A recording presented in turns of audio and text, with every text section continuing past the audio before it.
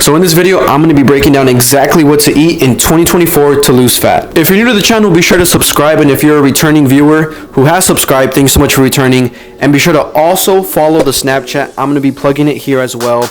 I post literally over 70 snaps a day, so there's always content on there, so be sure to follow that. So before I dive into any of the food components and show you the physical food of what to eat, let's break down first how to lose fat. So here are the 4 components that I believe are key to losing fat. Number 1, you have to be in a calorie deficit. Number 2, you have to have a high protein diet. Number 3, you have to weight train. And number 4, cardio is key. So let's break down each one really quick before we pull out the food. So to be in a calorie deficit, that means finding your maintenance calories, which you can do with online calculators, such as the one I'm about to put down below. And once you find your maintenance calories, meaning if you eat that same exact calorie amount per day, you will neither lose or gain weight because it's your maintenance. It's what you need to survive. It's what you need to do basic things that are essential to life.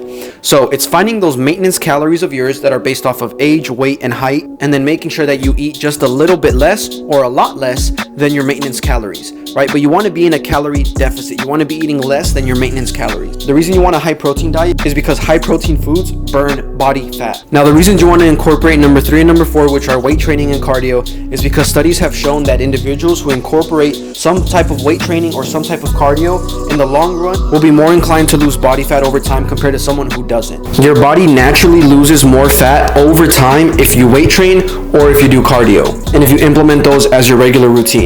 And by implementing numbers 3 and 4, you're coming back and doing a full circle with number 1, because now if you implement those, your maintenance calories will go up over time just naturally. So now I'm going to show you in detail exactly what I plan on doing to lose body fat in 2024. And I'm also going to be showing you modifications in case maybe you don't like some of the food I show. I'm going to be showing what you can replace it with. So the way I'm going to be doing this is I'm going to be breaking up my day into 2 parts. Meal number 1 and meal number 2. Meal number 1 is going to consist of 2 major proteins, 1 fat and 1 carb. Meal number 2 is going to consist of 3 major proteins. So I'm going to physically show you what my meal number 1 is going to be.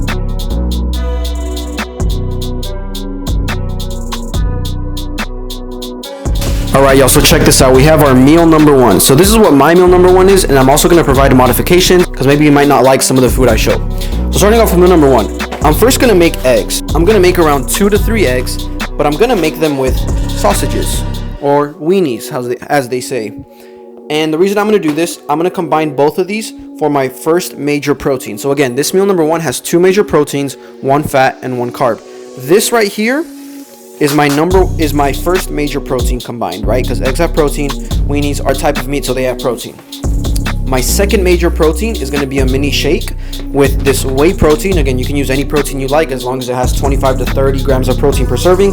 That's the most optimal, really, for the calories that you're getting. So I'm going to make a little shake with my blender bottle. I'm going to combine these two, some 60 cal almond milk with some whey protein. Protein source number 1 and protein source number 2. Now moving into the fat.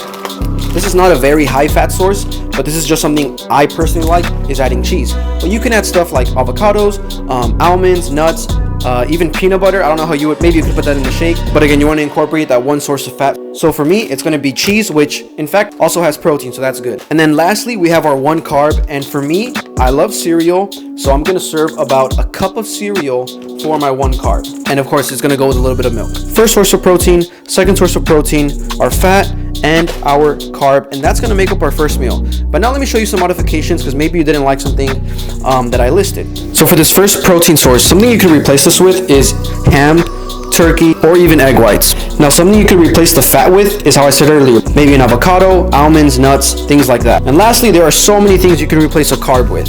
Tortillas, bread, chips, right? The list goes on. But a quick disclaimer, I am not weighing any of this. All I'm doing is eating intuitively and seeing how my body responds on a week-to-week basis, meaning if I'm eating maybe a little bit too much and it's showing on the scale or in my body composition, then I'm going to make sure for next week to eat just a little bit less of everything that I'm eating. So it's just intuitively eating, seeing how your body feels and responds to the food that you're eating. So now moving on to meal number 2. This meal has only 3 major proteins. So we're cutting out fats and we're cutting out carbs for this meal.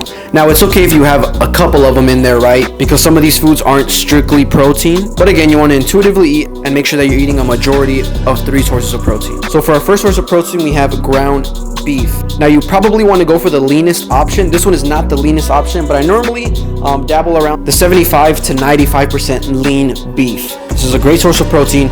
And you can replace this with turkey, ham, chicken, or even fish. So now we're gonna repeat some things from meal number 1.